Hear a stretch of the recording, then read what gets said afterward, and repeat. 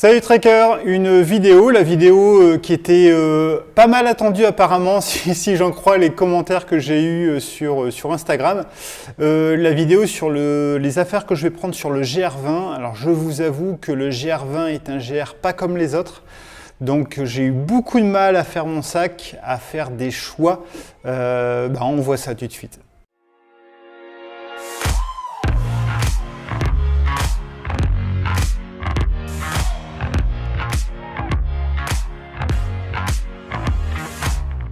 Alors, comme je vous disais, le GR20, c'est pas un GR comme les autres. D'une part, forcément, il y a le côté dénivelé, il y a la technicité du terrain qui fait que c'est un terrain qui est pas facile et qui fait que parfois vous avez une étape de 10 km et il faut une journée pour la faire. Donc c'est pas évident. Je suis très content d'avoir fait le tour du Mont Blanc l'année dernière pour me confronter un petit peu au dénivelé, voir un petit peu ce que j'étais capable de faire. Donc je suis un peu moins stressé. Je vous avoue que le fait d'être obligé de dormir à côté d'un refuge, ça me gonfle, mais comme pas possible. Parce que ce que j'aime bien dans le bivouac, et dans la randonnée, c'est la nature, la liberté. Et je veux m'arrêter, je m'arrête et je dors là où j'ai repéré un lieu sympa.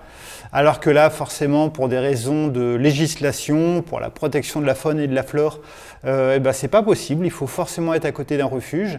Je vais pas la faire trop longue parce que cette vidéo va déjà être très longue, mais les spécificités, ça va être aussi que le GR20, c'est hyper fréquenté, que cette année, j'ai cru lire qu'il y avait 60% de fréquentation en plus. Comme j'espère doubler toutes les étapes, c'est-à-dire que je vais arriver très tard. D'ailleurs, sur Instagram, quelqu'un m'a dit « Ouais, c'est quand même dommage de faire la pub pour Lyophilis & Co, les produits industriels, c'est tellement bien d'aller en refuge. » Alors, oui, c'est bien d'aller en refuge. Je ne sais pas si c'est mal de manger de la nourriture industrielle, parce qu'il y a nourriture industrielle et nourriture industrielle. C'est bien si vous arrivez à 16-17 heures en refuge, c'est génial. Et c'est vrai que tous les reportages que j'ai vus, j'ai trop envie de manger les bonnes pâtes, les bons burgers, les bonnes soupes, et puis les gâteaux à la châtaigne. Et ouais, c'est super. Mais si je pense arriver vers 19-20 heures, si j'arrive tard, il me restera rien à manger, donc je suis bien obligé de partir avec des choses. Et d'un autre côté, je vous avoue que c'est la première fois que je vais faire une rando 4 étoiles, puisque à chaque fois que je vais m'arrêter pour bivouaquer, j'aurai de l'eau à coup sûr. J'aurai même peut-être des toilettes et une douche, et j'aurai même peut-être de quoi acheter des choses à manger, une petite boîte de conserve industrielle, peut-être une petite pietra industrielle et plein d'autres choses qui seront accessibles. J'espère quand même avoir un petit peu, peut-être du pain, mais en tout cas du fromage et du saucisson. Ça, c'est mon petit plaisir sur la rando. Donc voilà, ça va être un peu particulier parce que à la fois ça va être un GR très engagé et très restrictif dans le fait que tu dois dormir là et pas là. Et en même temps, c'est vrai que à chaque étape, il y aura de l'eau. D'habitude, quand on fait du bivouac, on n'est pas sûr de trouver de l'eau partout. On n'est pas sûr de trouver un lieu de bivouac avec de l'eau, avec de quoi faire à manger, la lessive, la vaisselle et ainsi de suite. Voilà. Ces petites considérations étant faites, si vous avez d'autres questions, n'hésitez pas à me les poser par rapport à mes choix. Je vous présente tout de suite mon équipement. Alors on va commencer par le plus simple, on va commencer par le Big Four, donc les 4 éléments clés. Le sac. Aucune surprise, hein, j'ai pas dépensé des 1000 et des 100 pour repartir avec un autre sac à dos. Mon Levity 60 litres, il est super, je l'ai déjà testé, il est agréable, il est léger, j'ai de quoi remplir plein de choses dedans, donc c'est génial. Je pars avec une housse de pluie pour le protéger, je l'ai déjà testé aussi, j'ai pas eu de soucis. Bien entendu, je pourrais partir, je me tâte encore, hein, ça va peut-être bouger, parce que là on n'est que à 24 heures du départ, donc j'ai encore le temps de changer. On pourrait, quand vous allez voir cette vidéo, je serai en Corse normalement. Parce qu'on est lundi, je pars demain mardi à 8 heures de Lille, décollage de Paris à 13 heures, arrivée à 14 heures en Corse, et donc ça va être posté ce soir, donc ce soir mardi 18 heures, et demain matin, au taquet, je pars de Conca. Je pourrais peut-être prendre, j'ai un film Néoflume qui fait l'ensemble du sac. C'est pas lourd, c'est pas encombrant, mais je me dis est-ce que c'est vraiment nécessaire? S'il y a une très très grosse averse, Je ne vais pas forcément continuer à marcher. S'il pleut un peu, ça devrait suffire. D'autant plus que, comme vous allez le voir, mes affaires sont déjà dans des sacs. Donc voilà, le sac à dos, je ne m'appesantis pas trop là-dessus. Ensuite, le matelas de sol, mon matelas gonflable, le Thermarest Neo Air, qui est nickel. Air value énorme par rapport à la saison, mais j'en ai qu'un, encore une fois. Il y a beaucoup de choses sur lesquelles je ne peux pas trop transiger. Ma drop X-Mid 2 places, d'accord, le Palace sur Terre, avec ces petits piquets. Mon super matelas, encore une fois, c'est le quilt qui est confort à moins 10 degrés Celsius.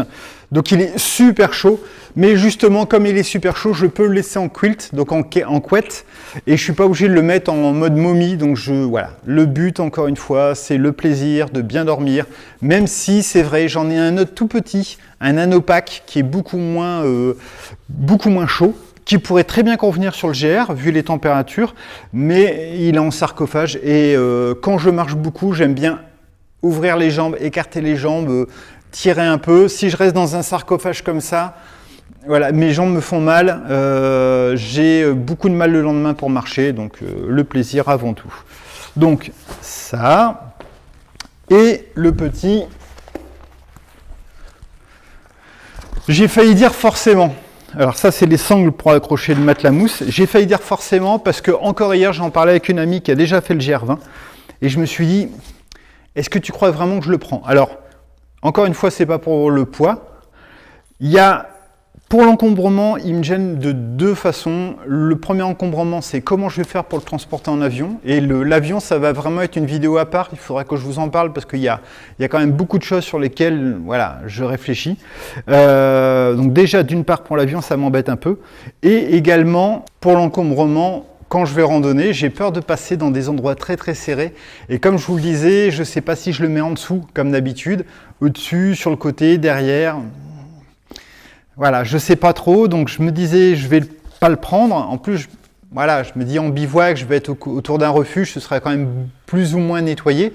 Il ne devrait pas trop y avoir d'épines de pin, mais mon ami m'a dit, ouais, mais tu sais, les cailloux là-bas, ils sont un peu tranchants et tout, et ce serait trop dommage de lacérer un peu ton matelas et que pendant 8 jours, tu dormes mal. Voilà, d'autant plus que j'ai vu qu'encore Grandeur Nature avait encore une fois crevé son matelas de sol, son matelas gonflable, Thermarest si je ne me trompe pas. Donc ça m'a un peu stressé, je me suis dit bon allez je le prends, si vraiment il m'embête trop, je le laisserai à un randonneur, ce sera 15 € de perdu, mais bon voilà, c'est pas la fin du monde. Hop, ce que je vais mettre sur moi, les chaussures, je détaille pas, j'ai déjà fait une revue là-dessus, chaussures taille basse, parce que je veux des chaussures méga aérées, je veux vraiment être bien. Bien entendu, il y a des pierriers, je m'inquiète pas trop par rapport à ça, j'ai quand même une cheville assez forte, j'ai pas besoin d'avoir des chaussures montantes. Donc, ces chaussures, les Moab Ventilator, 3 paires de chaussettes, j'ai hésité avec 2, je me suis dit ce serait super, je vais gagner 100 grammes. 3 paires de chaussettes, je pense que je pourrais tenir avec 2, mais quand j'ai beaucoup de soucis d'ampoule, mes chaussettes commencent à devenir rêches à cause de la colle des compides et ça devient de plus en plus compliqué de marcher. Voilà. Si en plus il pleut beaucoup, si je suis dans des orages, j'aime bien dormir avec les pieds au sec. Donc voilà, encore une fois, je fais un compromis, j'en prends 3. Ensuite, le pantalon modulable, je vous en avais fait une revue aussi, il me semble. Le pantalon modulable, je serai très souvent en short ou en pantalon. Il est super ce pantalon. 2 caleçons, un sur moi et un qui sèche. La géniale chemise, la chemise désert de chez Decathlon qui est tip top. Franchement, elle est géniale. Je crois que c'est la Desert 500 de Fort Class, si je ne me trompe pas. Je la mettrai quasiment tout le temps parce que c'est celle qui va me protéger le plus du soleil. Je vous l'avais déjà dit dans une vidéo sur le GR65, je fais partie d'un mouvement sans le savoir. NoSOP, j'essaie de mettre le moins de choses possible sur mon corps, donc pas de shampoing. Je me mets jamais de gel douche, je me savonne très rarement, seulement quand vraiment j'ai énormément sué tout ça et voilà. Je peux me savonner mais c'est quand même assez rare et je mets jamais de crème. Alors hier j'ai fait une super sortie vélo, regardez-moi ça. J'ai fait une belle petite sortie vélo, c'est la dernière sortie vélo avant le GR20. J'aurais peut-être dû mettre de la crème, mais bon. En général, je préfère utiliser une protection physique contre le soleil plutôt qu'une protection chimique.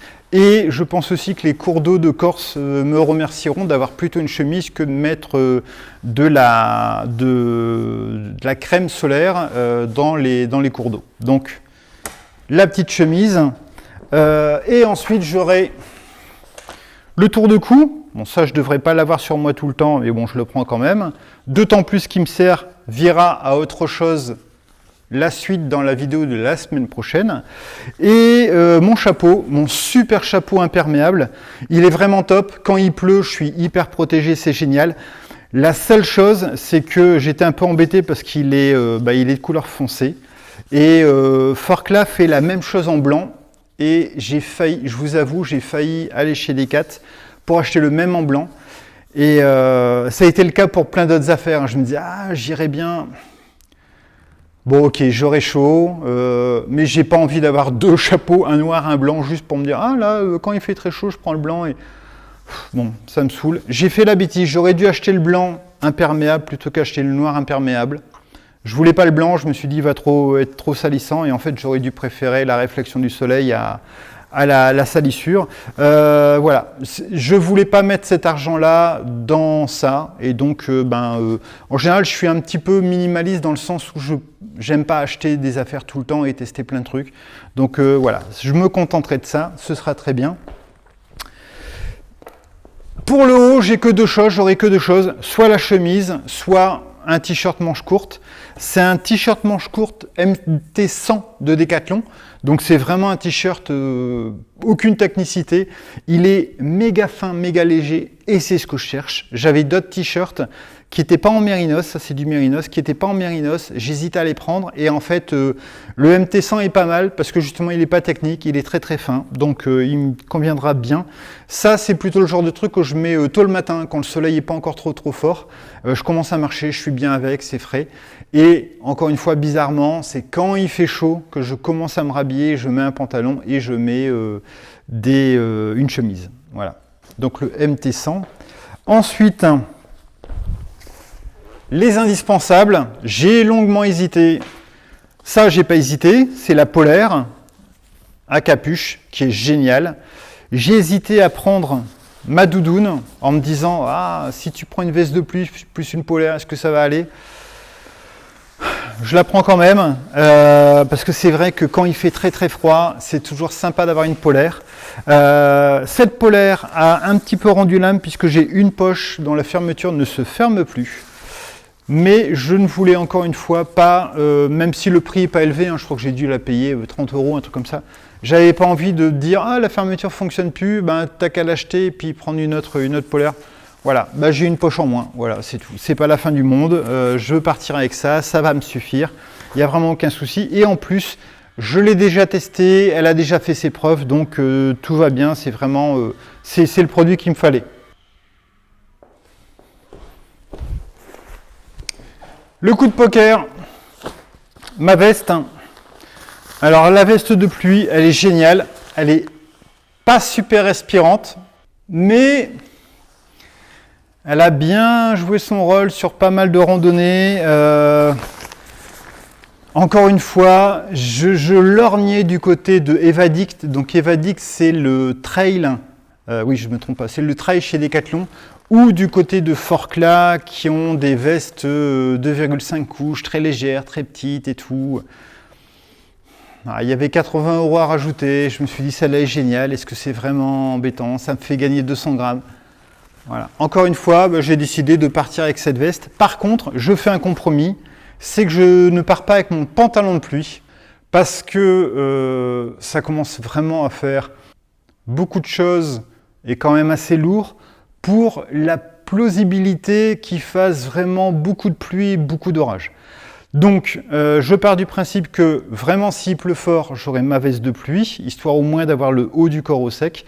Je marcherai certainement short s'il pleut, parce que les jambes, ça va plus vite à sécher que le bas de pantalon. Donc, je marcherai comme ça. Et comme, vous savez, sur le GR65, si vous êtes sur du plat, il y a beaucoup de pluie, une pluie battante, vous pouvez marcher quand même. Il n'y a pas de souci, je l'ai déjà fait, il n'y a aucun souci. Par contre, sur le GR20, avec le côté glissant des rochers, avec le côté très technique, je me dis, s'il pleut pas beaucoup, tu auras la veste de pluie, tu seras en short, ça ira. S'il pleut énormément, ben, tu vas pas marcher, tu vas pas sortir. Tu vas te mettre à l'abri, tu vas rester au refuge, tu vas trouver un endroit et tu vas attendre que ça se termine. Donc, est-ce que c'est nécessaire d'avoir un pantalon de pluie, qui est génial, mon pantalon de pluie, mais est-ce que c'est nécessaire de l'avoir? Donc voilà, je suis resté sur cet avis. En termes de vêtements, il ne me reste plus que mon collant polaire et un t-shirt Mérinos manche longue. Ça, c'est pour la nuit. Donc, ça va rester au sec. Ce sera pour la nuit et ça peut me servir si vraiment j'ai mes affaires qui sont trempées de la veille. Je peux encore me permettre de partir avec l'un ou l'autre ou les deux pour marcher si le temps est beau et que mes autres affaires sont en train de sécher sur le sac à dos. Donc voilà. En termes de sac, j'ai 3 sacs. Il y a le sac pour les affaires propres. Il y a le sac pour les affaires de nuit. Donc ce sera essentiellement ces affaires-là et la doudoune. Je pourrais tout mettre dans mon sac de couchage, mais j'ai pas envie de mettre trop de choses dans le même sac. Donc il y a un sac affaires de nuit et doudoune, tout ce qui doit vraiment rester au sec. Il y a un sac pour les affaires propres, c'est pas grand chose, hein. C'est une ou deux paires de chaussettes, ça peut être la polaire et un t-shirt, donc tout ça, ça rentre facilement. Et j'ai un très grand sac qui est normalement le sac de gonflage de mon matelas de sol, dont je me sers un peu comme sac de gonflage, mais je m'en sers surtout comme sac de linge sale. Alors, sac de linge sale, il pourrait faire 4 litres, il n'y a aucun souci. Mais comme il est double usage, ça ne me gêne pas qu'il soit si grand et ça me permet de mettre toutes les affaires sales. Parce que très souvent, je me rends compte que ce soit les affaires sales ou les affaires trempées, bah vous êtes embêté parce que vous n'allez pas les mettre avec les affaires propres, vous n'allez pas les mettre avec les affaires qui doivent être sèches, donc on est un peu coincé. Pour celui-ci, alors c'est un tout nouveau sac, c'est un 6 litres de Osprey. J'avais envie de tester, voir un peu. J'ai des Sea2 Summit, j'ai maintenant un Osprey. Je verrai un petit peu la différence si c'est nickel. Ensuite, alimentation. Je vous détaille pas ce qu'il y a là-dedans. Je vous le montre pas. Il y a la popote, il y aura la cartouche de gaz, puisque j'ai pas le droit de la prendre en avion. La cartouche de gaz. Il y a un briquet, un mini briquet. Je voulais partir avec 2. Si j'étais parti en randonnée dans le fin fond du monde, je serais parti avec 2 briquets. Mais là, je me dis que, de toute façon, quand je mangerai chaud, ce sera plus ou moins le soir au gîte. Et je pense que comme il y aura à peu près 800 personnes à côté de moi, je trouverai bien quelqu'un avec un briquet. Au pire, j'irai au gîte. Donc voilà, c'est pas à la fin du monde. Et de la même façon, comme le GR20 est une autoroute, dit comme ça, je vends du rêve sur le GR20. Je pense que je vais être très méchant sur le GR20. Hein. Préparez-vous psychologiquement, je vais râler, je vais pas être gentil parce que voilà. Je pense que de toute façon, sur le chemin, il y aura bien quelqu'un qui aura un briquet pour mon petit déjeuner. Parce que je pense que la technique que je ferai, c'est partir en mangeant une petite barre, un nougat, une barre Cliff ou quelque chose comme ça. Et au bout de 2 heures de marche, m'arrêter et me faire mon petit déj tranquillou. Donc il y a ça, et ensuite j'ai 2 petites fold cup, mon réchaud Pocket Rocket, et c'est tout. Voilà. Normalement, je vous ai déjà fait une vidéo là-dessus, donc je vous invite à aller la voir. Toutes les références ne seront pas forcément renvoyées en vidéo, parce que sur une vidéo YouTube, vous ne pouvez mettre que 5 notes, 5 renvois à des épisodes anciens. Donc si il en manque, je vous mettrai tout ça en commentaire. Donc ça, Katadyn, le bifree de Katadyn, la petite gourde filtrante. Je pars avec la gourde Katadyn d'un côté et de l'autre côté, j'aurai une bouteille, sûrement une bouteille de Badois, sans badois, avec que de l'eau. Mais les bouteilles de badois sont assez profilées, assez longues. J'aime bien le plastique. J'aime bien le bouchon qui se roule. Pas prendre un bouchon clic-clac. J'ai déjà eu un souci où le clic-clac s'était levé quand j'ai fait ça et toute l'eau est tombée. C'était génial. Donc je vais partir là-dessus. Et encore une fois, le GR20, c'est un GR qui est aussi dur que, pour moi, tant que je ne l'ai pas fait, facile. Facile dans le sens où vous êtes sûr de trouver de l'eau au gîte. Vous avez un gîte à chaque étape ou chaque demi-étape, parce que je pense qu'il y a quand même des étapes qui se font en 5-6 heures. Donc je pense que si vous partez avec 1,5 litre, voire 1,5 litre d'eau plus la gourde au complet, vous devez vous en sortir, sachant qu'en chemin, vous aurez aussi des sources d'eau potentielles. Donc voilà, je ne m'inquiète pas trop, c'est un des côtés faciles du GR20, même s'il y a des côtés difficiles, je ne veux pas le minimiser. Côté santé, je vais prendre ma genouillère. Ça fait longtemps que je n'ai pas eu mal au genou. Je fais pas mal de sport, j'ai pas eu de soucis, mais j'ai trop peur d'avoir mal. Donc c'est lourd, mais je le prends quand même. Protection des yeux, lunettes solaires. La trousse à pharmacie avec les bandages, les produits, les médicaments. Je vous ai fait une vidéo avec Antonio, mon médecin, qui a revu le contenu de ma trousse à pharmacie. Il y a des petits sacs à caca, c'est les sacs dans lesquels je mettrai tous mes petits déchets que j'irai mettre au gîte le soir. Donc ça, encore une fois, c'est cool parce qu'il y a des GR qui sont tellement confidentiels que vous ne traversez pas de villages où vous ne voyez pas de poubelle pendant un sacré bout de temps. Là, tous les jours, voire 2 fois par jour, si je double les étapes, j'aurai des poubelles à disposition. Je prends quand même un sac à caca. La petite serviette pour plein de choses. C'est une serviette que souvent j'accroche ici en bandoulière. Elle me permet, quand j'ai chaud, de m'éponger. Souvent, je la trempe, je la mouille, et quand j'ai chaud, au lieu d'essuyer la sueur, je me tamponne avec. Comme elle est humide, ça me rafraîchit. Et bien entendu, elle permet d'enlever la condensation. Elle me permet de faire une petite nappe lorsque je mange pour pas mettre mes affaires directement sur le sol. Donc voilà, ça c'est super. Avec un petit mousqueton qui me permet de l'accrocher. Zoom. Des gants parce que j'ai bien peur à des moments, on est quand même dans une topologie où, même si on n'est pas très haut en altitude, on est entre 1500 et 2000 mètres d'altitude, mais ça renvoie quasiment à du 3000 sur le continent. Parfois il y a du vent, parfois il fait très froid, même en été, donc je prends quand même des gants, surtout si je pars tôt le matin. Et je vous avoue, alors j'ai peur qu'il soit un peu chaud, mais quand le soleil tape énormément, heureusement ma chemise manche longue, elle me permet de couvrir un peu les doigts. Ça m'est déjà arrivé où il faisait tellement chaud, j'aurais adoré avoir des gants pour couvrir un peu mes doigts. Je préfère avoir chaud qu'un coup de soleil. Donc voilà, je prends quand même les gants quand il fera froid. Et voilà. La bassine pliable, je vous en ai fait une vidéo. Je me suis dit, mais Pierre, pourquoi est-ce que tu prends ta bassine pliable? Parce que d'habitude, tu prends la bassine pliable quand tu dois descendre dans un petit ravin vers une rivière, prendre l'eau et puis remonter, ou tu dois faire ta vaisselle. Et donc tu prends ton eau, tu vas à 100 mètres de là, à côté du campement, tu fais ta vaisselle, tu balances le tout, pas dans l'eau, loin. Et là, je me dis, ouais, mais il y aura un refuge, donc il y aura de quoi faire la vaisselle, la cuisine et tout, ce sera... J'ai failli pas la prendre et je me suis dit, ouais, mais si là où il y a l'eau, il y a déjà 50 gars qui sont autour de toi et il y en a 40 derrière qui veulent prendre de l'eau, ça va être embêtant. Donc je préfère pouvoir prendre un petit peu d'eau, aller à côté de ma tente, faire la popote, la lessive, la vaisselle et revenir au niveau de l'évier facilement, plutôt que d'être dans le rush. Mon seul espoir, encore une fois, je pars vers l'inconnu, mon seul espoir, c'est comme je vais arriver vers 19-20 heures au gîte, le soir, j'espère que les gens seront en train de manger ou auront fini de manger et iront à la tente, parce que comme eux sont arrivés vers 15-16 heures, ils auront eu le temps de faire leur lessive, leur vaisselle et tout ce que vous voulez. On va voir, c'est le gros stress, le gros inconnu du GR20. Il me reste les bâtons de marche. Les Trek 900, bâtons de marche pliables. Alors pliables, je suis content de les avoir pliables parce que j'ai bien peur à des moments de devoir passer des endroits qui ne sont pas évidents. D'habitude, je les mets dans ma petite besace, donc la besace que j'ai devant moi, dans laquelle je mets plein de choses. Souvent, je mets ma nourriture, les petites graines. Je mets la nourriture que j'ai pu acheter sur le chemin, donc le pain, le saucisson, le fromage, parfois les fruits que j'ai pu soit trouver sur le chemin, soit que j'ai acheté en route. Bon, là ce sera moins le cas, mais voilà, la pêche et la tomate, elle est un peu sensible, donc je les mets là-dedans. Mon téléphone, mes papiers, les papiers sont là, et ainsi de suite.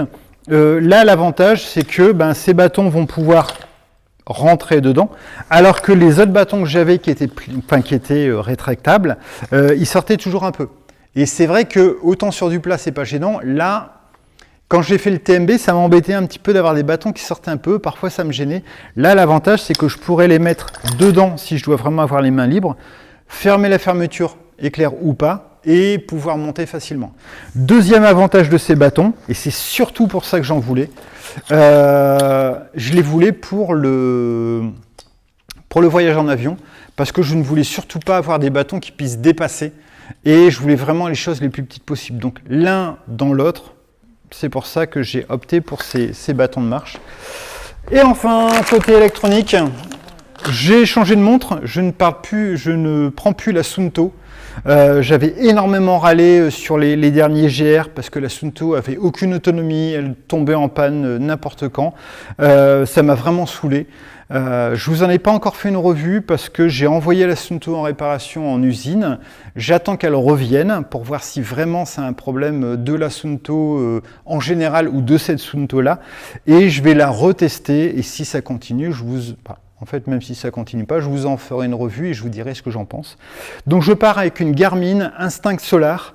Je l'ai testée, ça fait 4 mois, 5 mois que je la teste. Elle est très bien, elle est nickel en natation, elle ne se plante pas comme la Suunto.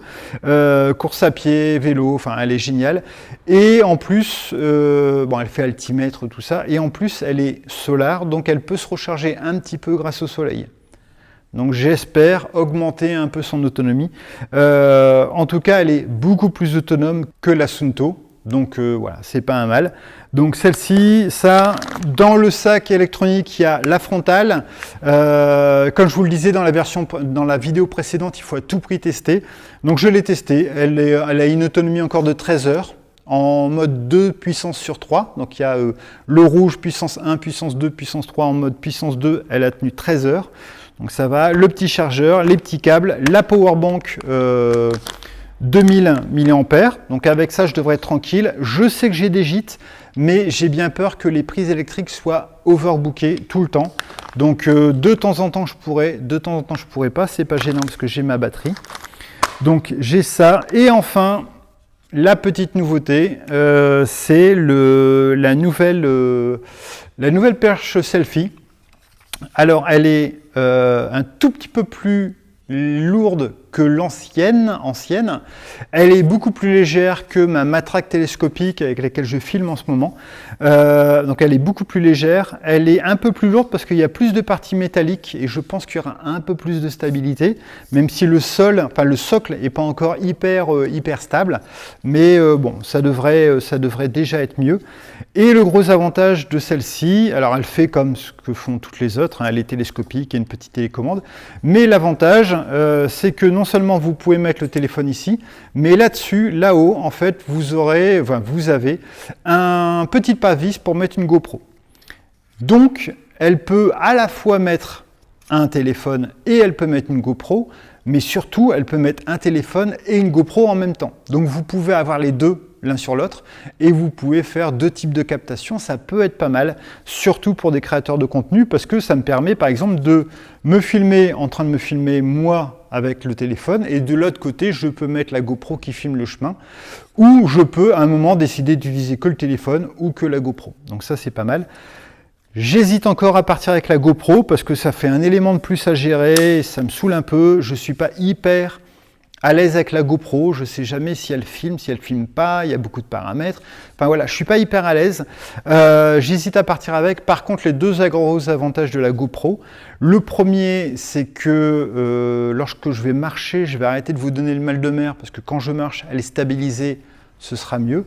Et le deuxième avantage, c'est que s'il pleut un peu, beaucoup, énormément, je peux quand même filmer avec la GoPro, alors qu'avec mon iPhone 8, je flippe un peu à l'idée de le sortir quand il pleut. Donc voilà, c'était la petite revue. Je vous avoue que j'ai pas tout pesé. Je vous mettrai certainement en commentaire le poids total. Je dois être vers les 9 kg, 9-10 kg. Je fais 90 kg, donc ça veut dire que je suis à peu près à 10% de mon poids de corps. Donc ça reste très raisonnable, sans eau et sans vivre.